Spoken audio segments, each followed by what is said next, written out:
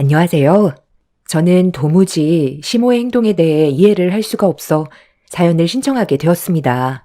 잘못을 인정하고 현재의 상황을 바로잡는 게 우선인데 못 먹는 감을 쳐다보고 있는 시모가 가족들에게 많은 실망을 안겨주었고 지금은 모두가 등을 돌려버려 결국 혼자가 되었는데도 아직까지도 정신을 못 차리고 있는 중입니다.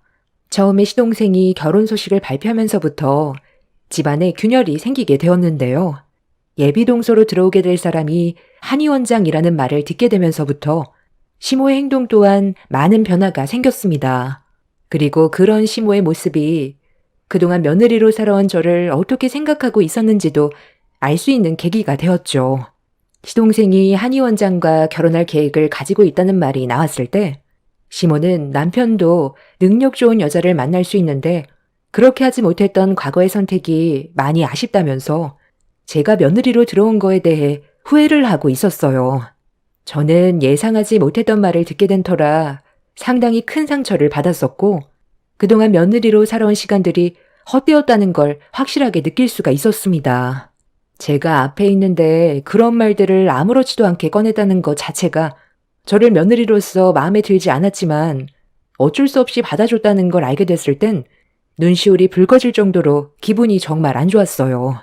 이렇게까지 상처를 크게 받게 된 이유는 그동안 며느리로의 삶을 되돌아봤을 때 시모는 항상 저에게 좋은 말을 아끼지 않았었고 딸처럼 대해주셨어요.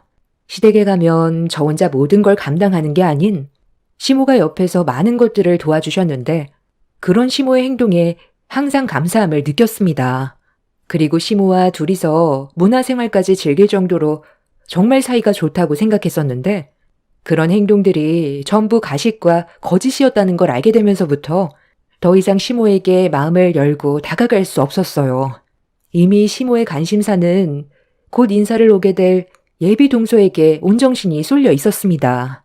시동생에게 언제 어디서 만나게 됐는지부터 시작해 예비 동서의 집안은 어떤지 쉬지 않고 질문을 던지는데 그런 모습을 지켜보고 있던 남편이 시모의 말을 자르면서 불만을 터뜨렸어요. 지금 저희들 앉혀놓고 뭐 하자는 거예요? 이 사람과 잘 지내시더니 어떻게 면전에 대고 며느리로 들인 걸 후회한다는 말을 하세요? 동생이 결혼하려고 데려오겠다는 여자는 한의 원장인데 이 사람은 일반 직장인이라고 벌써 차별을 두시는 거예요? 그동안 얼마나 잘했는지 그런 건 어머니한테는 중요하지 않아요? 이 사람밖에 없다고 동네가 떠당할 정도로 자랑하고 다니더니 그런 행동들이 전부 진심이 아니었던 거예요? 내가 뭘 어쨌다고 그러니? 나는 속에 있는 말도 못하는 거야? 며느리가 하나일 때랑 둘일 때는 당연히 다른 거지. 그리고 능력 있는 여자 충분히 만날 수 있는 자격과 조건이 됐었는데도 신중하지 못했던 너한테도 문제가 있는 거지. 내가 처음부터 너희 둘이 결혼하는 걸 적극적으로 밀어준 것도 아니고 진지하게 생각해보라고 너한테도 몇 번이나 얘기했던 건 그래도 어느 정도 집안이 좋아야 우리 집안의 이미지도 좋아지는 건데 딱히 내세울 것도 없는 여자를 데려왔을 때 엄마가 느끼는 감정에 대해서는 조금이라도 생각은 안 해봤니? 너 혼자 좋다고 끝나는 문제가 아닌데도 그때 당시 너는 엄마 말 듣지 않고 결혼 강행했잖아. 마음에 들지 않아도 내가 지금까지 며느리와 좋게 지내려 했던 건 아쉬우니까 이용해 먹기 딱 좋으니까 그리고 심심하니까 데리고 있었던 것뿐이다. 시모의 말이 끝난 뒤 저는 더 큰 상처를 받았고 남편은 앞으로 들어오게 될 새 며느리와 잘 지내보라면서 자리에서 먼저 일어났어요. 저 또한 아무 말 없이 남편의 뒤를 따랐지만 시모는 신경조차 쓰지 않고 새로 들어오게 될 며느리에 대해 궁금한 점들을 물어보고 있었어요. 차에 올라탔을 때 뒤따라 나온 시부는 씁쓸한 얼굴 표정을 보이시더니 너무 마음에 담아두지 말라면서 말로만 저러는 거라고 애써 좋게 마무리 지으려 하셨지만 저희 부부는 시부의 말에도 서운함은 역력했어요. 그날 이후 남편은 제가 곁에 없어봐야 정신을 차릴 것 같다면서 당분간 연락하지 않고 지내는 게 좋을 것 같다고 시모에 대한 실망스러운 감정을 집으로 돌아가는 동안 계속해서 표출했어요. 그렇게 시모와 연락을 하지 않고 일주일 정도 시간이 흐른 뒤 주말을 하루 앞두고 시동생이 저희 집에 찾아왔어요. 저희 부부는 무슨 이유 때문에 왔는지 알고 있었지만 시동생의 부탁을 들어주기에는 안 좋은 감정이 풀리지 않아 쉽게 답을 주지 못했습니다. 그럼 평생 연 끊고 살 거야? 형은 내가 결혼을 안 했으면 좋겠어? 나도 분위기가 이렇게까지 안 좋아질 거라곤 전혀 예상하지 못했다고. 아무리 화가 나도 이번 주말에는 꼭 와줘야 되는 거 아니야? 형수님도 함께 자리를 채워주셔야죠. 불만 같은 건 내일 다시 풀어도 되잖아요. 도련님이 결혼하는 건 당연히 축하받을 일이고 저희 또한 가족으로 들어오게 될 그분이 어떤 사람인지 확인해 보고 싶지만 괜히 또 갔다가 그때보다 더 크게 얼굴을 붉히게 될까봐 내키지 않는 건 사실이에요. 도련님도 그때 어머님이 잘못하신 걸 알면서도 아무 말도 하지 않았잖아요. 그건 더 큰 싸움으로 번지게 될까봐 그런 거지. 저도 저희 엄마의 행동이 잘못됐다는 건 알고 있었어요. 형수님 마음 충분히 이해되고 지금 많이 힘들다는 거 알고 있는데요. 이 문제는 저희 엄마와 형수님과 둘 사이의 문제지. 제가 결혼하는 데 있어서 방해가 되면 안 되잖아요. 네가 결혼하는 건 당연히 중요한 일이지만 이번 같은 경우 우리가 꼭 참석할 필요는 없잖아. 앞으로 상견례도 있고 결혼식도 있는데 굳이 우리가 참석해서 분위기만 안 좋아진 것보단 너랑 재수 씨랑 단둘이 조용한 분위기에서 대화하는 게 훨씬 좋을 것 같은데? 그렇게 알고 그만 돌아가라. 시동생은 원하는 답을 듣지 못해서 기분이 안 좋았는지 얼굴을 붉히면서 불만을 한 차례 털어놓은 뒤 집으로 돌아갔어요. 저희 부부도 마음이 불편했지만 좋지 않은 감정 상태로 시댁에 가봤자 오히려 분위기만 망칠 것 같아 차라리 시간이 좀 더 흐른 뒤에 상견례만 참석하는 걸로 결정을 내렸는데 시동생이 집으로 돌아간 뒤 시모가 이런 상황을 전달받게 되었는지 남편한테 바로 연락이 왔는데 통화 연결이 되자마자 언성이 높아진 시모의 막말을 듣게 되었습니다. 너는 형이라는 게 생각이 그렇게 없니? 동생이 결혼하겠다는 여자를 처음으로 집에 데리고 오는 건데 얼마 전에 엄마랑 그런 일이 있었다고. 안 오겠다고 하면 동생의 입장이 어떻게 되겠어? 너희 집에 가서까지 와달라고 부탁을 했으면 일단 오고 나서 서로 안 좋은 감정에 대해선 나중에 풀면 되는 건데 너희들이 중요한 날에 오지 않으면 예비 며느리가 우리 집안을 어떻게 생각하겠니? 쓸데없는 말은 하지 않을 테니 와서 자리 좀 채우고 할 일도 많으니까 좀 도와주고 해라. 어머니는 동생 결혼만 중요하고 저랑 이 사람이 받은 상처에 대해서는 전혀 신경을 쓰지 않는 것 같은데 미안하지도 않으세요? 그동안 이 사람이 얼마나 많은 걸 챙겼는데 한의 원장이라는 한마디에 달라질 수가 있어요? 제가 오죽했으면 동생이 집에까지 찾아와서 자리 좀 채워달라고 했는데도 거절했겠냐고요. 남편은 제가 받았던 상처에 대해 화가 많이 났는지 시모에게 불만을 한가득 터뜨렸어요. 그렇게 남편과 언성을 높이면서 대화를 주고받다가 시모가 저와 통화 좀 해야 될 것 같다고 하길래 전화를 바꿨는데 제가 받자마자 쉬지 않고 쏟아낸 말에 기분이 확 상했어요. 제가 중간 역할을 너무 못한다고 말을 함부로 하시는데 도대체 뭘 잘못했길래 욕을 먹어야 하는지 모르겠더라고요. 그래서 저 또한 참고 있던 불만을 쏟아내 버렸습니다. 도대체 제가 뭘 잘못했길래 이런 대우를 받아야 하는 거죠? 지금까지 어머님 비위 맞추느라 고생한 건 저라고요. 며느리로서 그동안 정말 많이 노력했는데 결국 돌아오는 건 저를 며느리로 들인 거에 대해 후회한다는 말밖엔 없었잖아요. 그 말 한마디에 저를 어떻게 생각하셨는지 전부 알 수 있게 됐다고요. 그래서 안 올 거냐? 네가 마음에 들지 않는 점에 대해서 얘기 좀 할 수 있는 거지. 그 말 한마디 했다고 집안 분위기를 이렇게까지 안 좋게 만들어? 괜히 더 큰 문제 일으키지 말고 일단 이번 주말에 무조건 들리도록 해라. 네가 우리 집안의 며느리로 들어왔으면 아무리 문제가 생겼어도 해야 될 역할은 하고 나중에 다시 얘기하든지 해라. 더 이상 큰 소리 내는 거 싫으니까 이번 일만큼은 좋게 해결하고 너는 그날 나랑 따로 좀 다시 보는 걸로 하자. 알겠니? 시모와 문제가 생긴 걸로 시동생의 결혼을 망치지 말라며 주말에 무조건 시댁으로 내려오라고 단호하게 말한 뒤 전화를 끊어버렸습니다.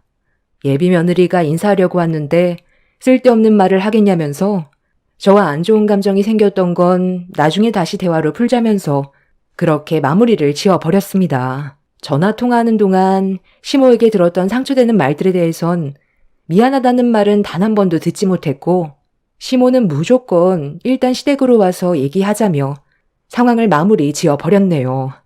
남편의 깊은 한숨에서 느껴지는 고민은 저도 알고 있었지만, 시동생이 결혼을 하고 싶어서 저희 집에까지 찾아와 자리를 채워달라고 부탁까지 했는데 무작정 무시하는 건 아닌 것 같아 어쩔 수 없이 시댁에 발을 들였습니다. 시모와의 문제 때문에 시동생에게까지 피해를 주고 싶지는 않았어요. 나중에 저희 부부가 참석하지 않았다고 평생 동안 안 좋게 얘기하실까봐 차라리 그냥 얼굴 비추는 게 뒤탈이 없을 거라 생각하게 된 거였죠. 그렇게 남편과 함께 시댁에 발을 들이는 순간 시모는 저를 급하게 주방으로 불렀어요. 한의 원장 며느리 들어온다고 정신없이 음식 준비를 하고 있었고 저는 옷도 갈아입지 못한 채 시모가 시키는 일을 도와가며 정신없이 음식을 만들었고 남편은 저 대신 아이들을 돌봐주었네요. 시모는 저에게 말보단 손짓으로 일을 시켰어요. 그날 하루가 마무리되면 시모와 단둘이 안 좋은 감정이 있었던 거에 대해 진지하게 대화하고 풀어가려 했었는데 그날은 저에게 평생 지울 수 없는 안 좋은 기억으로 남아버리게 되었습니다. 음식이 어느 정도 마무리되어 가고 있을 때쯤 시동생이 예비 동서를 데려올 시간이 거의 다 되어갈 때 시모가 저에게 일을 시켰어요. 약속 시간 거의 다 되어가니까 음식 정리는 내가 할 테니 너는 나가서 마당 잔디 좀 깎고 있어라. 잔디가 너무 많이 자라 있으니까 발이 푹푹 빠지더라. 들어오다가 괜히 발이라도 삐끗하면 안 되잖아. 한두 번 해본 건 아니니 금방 할 수 있지. 마당 앞에 기계 있으니까 멀뚱히 서 있지 말고 서둘러라. 시간 없다. 네? 아니, 시간이 얼마 남지 않았는데 지금 잔디를 깎으라고요? 아까 들어왔을 때 보니까 크게 걸리적거릴 정도는 아니던데. 음식 준비하느라 땀도 많이 나고 옷도 못 갈아입고 있어서 잔디를 깎기에는 좀 무리가 있어요. 앞마당이 작은 것도 아니고 200평이나 됐는데 저 넓은 곳을 깎는 데만 시간이 얼마나 많이 걸리는데요. 나중에 그 일랑 도련님한테 부탁하면 편할 텐데 굳이 지금 할 필요 있어요? 시모는 할 수 있는 데까지만 하라면서 대문에서 현관문 앞에까지만이라도 서둘러 하라고 저에게 화를 냈어요. 이 문제로 괜히 얼굴 붉히고 싶지 않아 어쩔 수 없이 마당에 있는 잔디깎기 기계로 서둘러 마당을 깎고 있는데 그 순간 시동생이 예비동서와 함께 대문을 열고 집으로 들어왔어요. 시동생이 저의 만신창이가 된 모습을 보곤 당황해하고 있었는데 그 사이 시모가 현관문을 열고 시동생과 예비동서를 반갑게 맞아주었습니다. 저도 서둘러 옷을 갈아입고 준비를 해야 될 것 같아 따라 들어가려 했는데 예비동서와 눈이 마주쳐서 인사를 주고받으려던 찰나 시모의 한마디가 저를 충격에 빠지게 만들었어요. 시모가 저를 시댁 집안의 큰 며느리로 소개해주는 게 아닌 정원사라며 집안의 음식이 식겠다고 시동생과 예비동서를 집 안으로 서둘러 밀어 넣었습니다. 시동생은 시모의 말에 당황한 표정으로 저를 바라보며 집 안으로 들어갔는데 기분이 상당히 안 좋았어요. 아침 일찍 시댁에 와서 힘들게 음식 준비하고 땀 흘린 상태로 잔디 깎아달라고 하도 그래서 어쩔 수 없이 마당 잔디를 깎았는데 그런 저를 보고 정원사라고 말을 했을 땐 엄청난 상처로 돌아오게 되었죠. 그때 괜히 온 것 같아 후회를 하고 있었는데 남편이 현관문으로 들어오는 저를 보곤 깜짝 놀라 어떻게 된 일이냐고 물어봤어요. 2층에서 애들을 돌봐주고 있었기 때문에 어떤 상황인지 전혀 알지 못했던 남편은 만신창이가 되어버린 저의 모습에 경악을 했어요. 화가 많이 난 얼굴로 시모에게 한마디 하려 하길래 남편의 팔을 붙잡았습니다. 시동생과 예비동서가 왔는데 분위기를 망치는 건 아닌 것 같아 나중에 다시 얘기하는 게 좋을 것 같다고 남편을 진정시켰어요. 그렇게 저는 급하게 옷을 갈아입은 뒤 서둘러 자리에 참석을 했고 시부도 시간 맞춰 집으로 들어와 모두가 식탁에 둘러앉아 식사를 시작했어요. 저희 부부 빼곤 즐거운 식사를 하고 있는데 저는 기분이 별로 좋지 않아 표정 관리가 쉽지 않았어요. 남편도 마찬가지로 이용만 당한 것 같은 느낌이 들었는지 묵묵히 밥을 먹으면서 아이들을 챙겼고 저는 빈 그릇에 반찬을 채우고 있는데 예비동서의 입에서 나온 한마디에 순간적으로 제 모든 행동이 멈춰버렸어요. 어머님, 아버님, 앞으로 제가 꾸준하게 건강관리 해드릴 테니 앞으로 지인분들 저희 한의원 소개 많이 해주실 거죠? 오시는 분들 공짜로 한약 지어드릴 테니 소문 좀 많이 내주세요. 요즘 경기도 안 좋은데 건강 챙기셔야죠. 이번에 어머님, 아버님 제 덕에 무료로 보약 한 채 지어드린 거 괜찮으셨죠? 이런 것도 저니까 해드리는 거지. 다른 한의원에서는 저처럼 신경 써주지 못한다니까요. 말 나온 김에 예비 아주머님 댁에도 무료로 한약 한 채 지어드려야겠네. 이번에 시간 내서 한의원에 한번 들리세요. 검사받고 몇 달치 지어드릴 테니 건강 관리하세요. 제가 이 사람 아니었으면 한의원 운영하는 거 정말 힘들었을 텐데 사람들 소개를 많이 해줘서 입소문이 났는지 요즘 정신없을 정도로 많이 바쁜 시간을 보내고 있거든요. 그래도 가족을 우선시 챙겨야 되니까 제가 먼저 건강 관리해드리고 보약까지 챙겨드릴 테니 이번에 시간 내서 꼭 와주세요. 공진단 많이 들어보셨죠? 그 비싼 걸 공짜로 드릴 수 있다니까요. 나도 내 아들한테 대충 듣긴 했는데 정말 그게 가능한 거니? 너무 퍼주는 것 같아. 한의원 망할까봐 걱정했는데 지금 돈을 쓸어 담는다며? 아무래도 제가 그만큼 노력을 했기 때문에 환자분들께서 제 마음을 아시고 소문을 잘 내주셔서 그런 거 아니겠어요? 아버님, 어머님도 이번에 공진단 챙겨 드세요. 당연히 그래야지.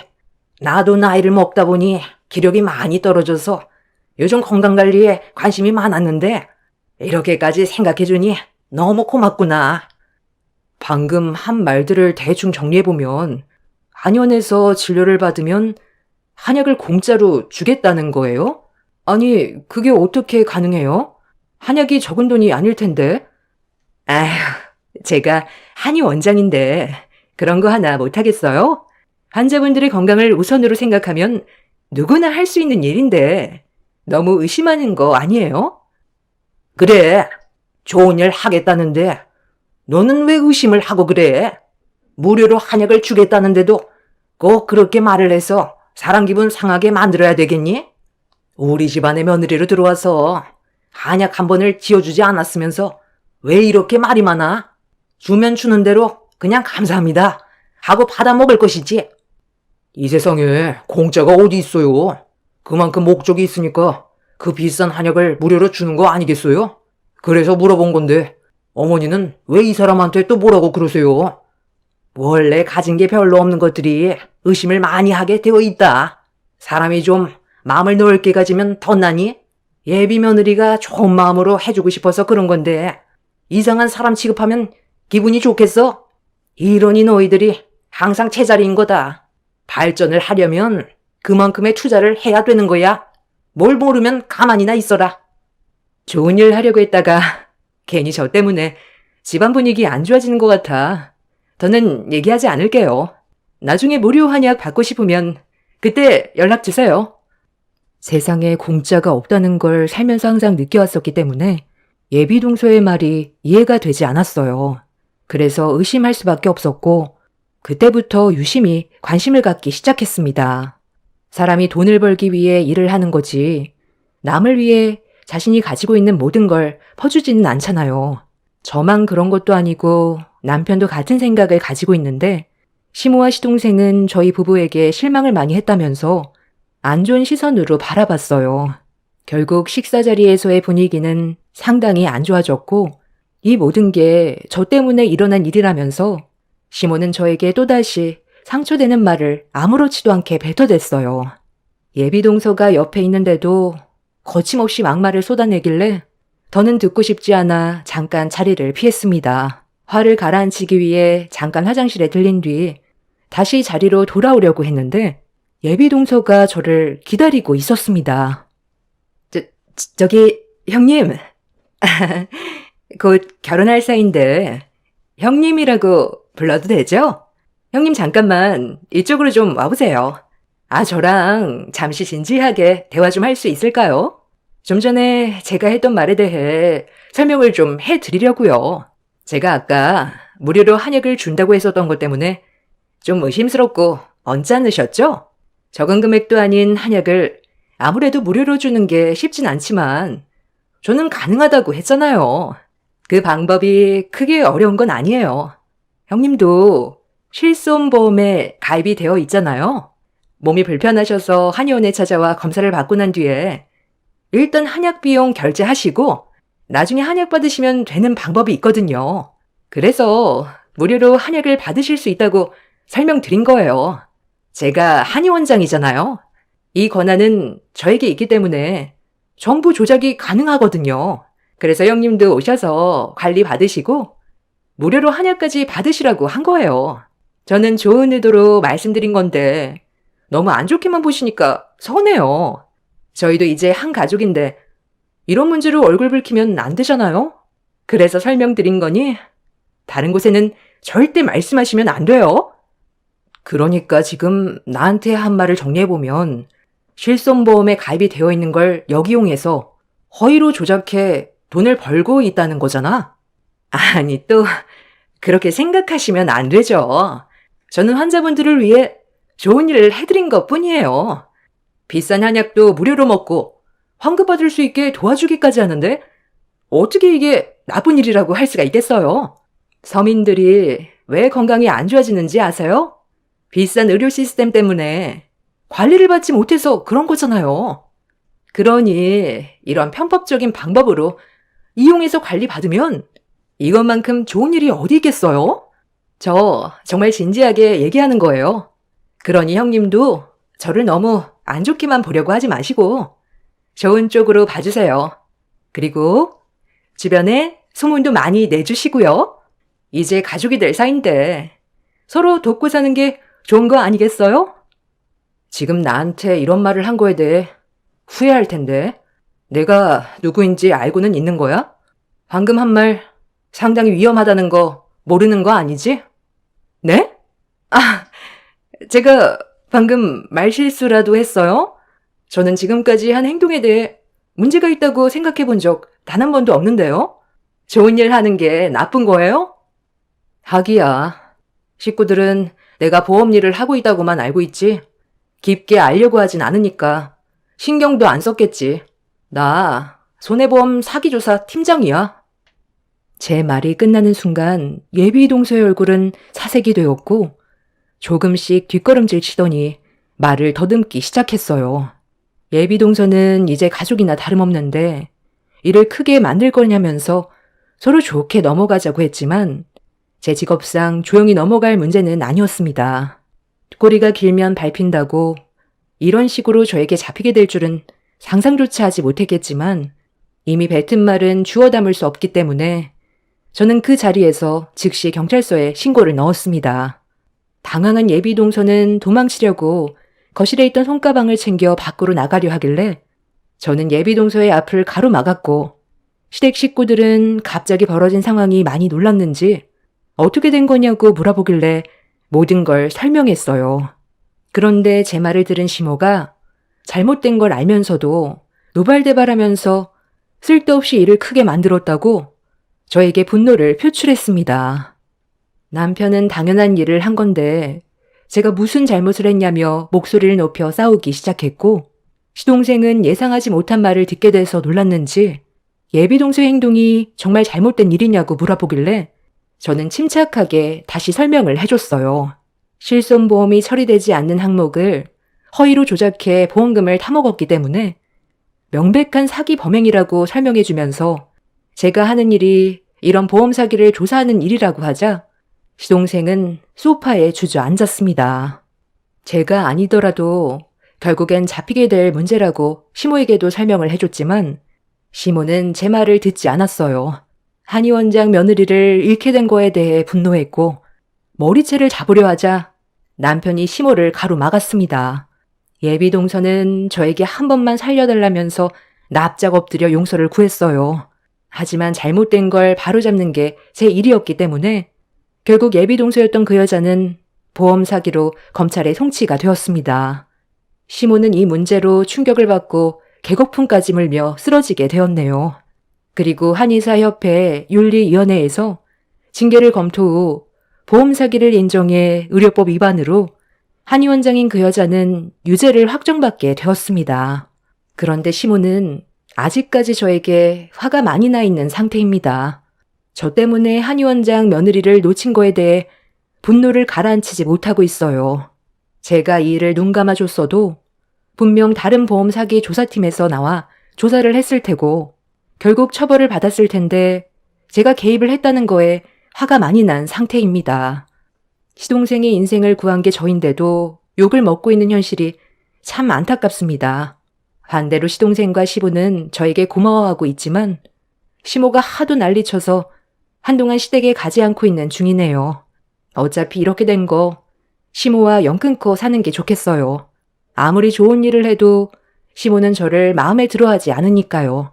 제 사연을 들어주시는 분들께서 한의원에서 조건 없이 한약을 주겠다고 하면 의심부터 하시길 바랍니다. 공범으로 몰릴 수가 있기 때문에 그런 곳은 피하시고 꼭 신고를 해주시길 부탁드리겠습니다. 그래야 추가적인 피해를 막을 수가 있습니다. 제 사연 들어주셔서 감사합니다.